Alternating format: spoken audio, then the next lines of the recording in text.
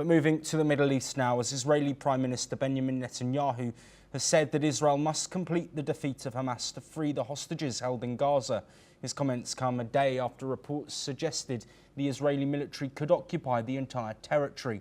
Despite Israel's efforts to allow humanitarian aid and tactical pauses for UN convoys, the United Nations Office for Coordination of Humanitarian Affairs reported that aid entering Gaza remains far insufficient.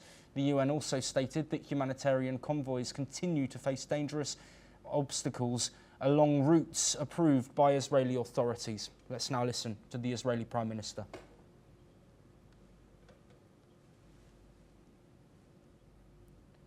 וההישגים האלה כמובן הם מאחורינו, אבל עדיין יש צורך להשלים את תבוסת האויב בעזה, לשחרר את כל חטופינו, להבטיח שעזה לא תהווה יותר איום על ישראל. אנחנו לא מוותרים על אף אחת מהמשימות הללו, ואנחנו נעשה את זה יחד באמצעות ההקרבה הגדולה של הלוחמים שלנו והלוחמות שלנו. Joining us to discuss these comments is Yossi Kapawasa, an Israeli intelligence and security expert live from Tel Aviv. Yossi, as always, thank you for joining us. Do these comments from Benjamin Netanyahu talking about the complete defeats of Hamas signal the end to any chance of a ceasefire immediately? Well, Hamas refused to accept a ceasefire deal that would also see the release of some of the hostages. And therefore, we have to consider other options, and because we are not going to give up on releasing the hostages, all of the hostages, and we are not going to give up on removing Hamas from power in Gaza, so that Gaza would not be a launching pad for future attacks against Israel. And we have to move towards putting more pressure on Hamas, hoping that they will change their mind about the deal. And if not, we shall have to take over Gaza by force and remove Hamas from power by force. And these are the options that are being considered by the government today and during the rest of the week. And we'll see what is the decisions they're going to make. They have to decide whether to go gradually, put more pressure, but not move in order to topple Hamas by force right now, or whether they should go directly towards removing Hamas by force immediately. That's the two options that they are considering.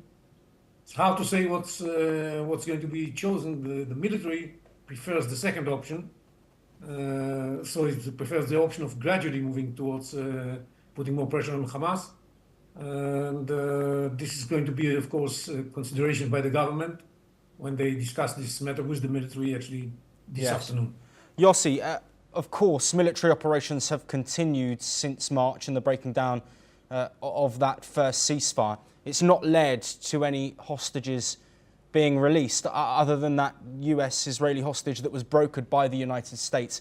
Is there an argument to be made amid protests from people in Israel that the military efforts are not going to lead to the release of hostages and could, in fact, put hostages at risk? Yes, there is concern that if we move forward with more power, the fate of the hostages is going to be in danger. The situation of the hostages is terrible as it is. The Hamas just issued all kinds of clips of some of the hostages in which they look so terrible that it's really horrifying the way they treat the hostages. And so time is not on our side when it comes to the hostages survival, and we need to take action. So there is a hope that more pressure is going to change the Hamas mind, and they will be ready to do what they haven't been ready to do until now. I don't think this is going to work, because Hamas, for them to show readiness to a full deal, which will require them to give up their arms, is something that is beyond what you can expect from Hamas. This means that the 7th of October attack was a mistake, and that means that they will lose the strategic asset, which is the ruling over Gaza. So they are not going to be ready to go for such a deal unless we really decide to go and take over the entire Gaza Strip by force. And this is what the government understands, but the military is hesitant about it, because they know that if they do that, not only the fate of the hostages is going to be in danger, but it's going to require a lot of military force for a long time once we hold Gaza, then we'll have to take care of the Gazans and directly. And this is going to be a very big demand for Israel. Yes, So there's a Yossi, big unfortunately debate we are out of time, but thank you ever so much for your insights and for joining us.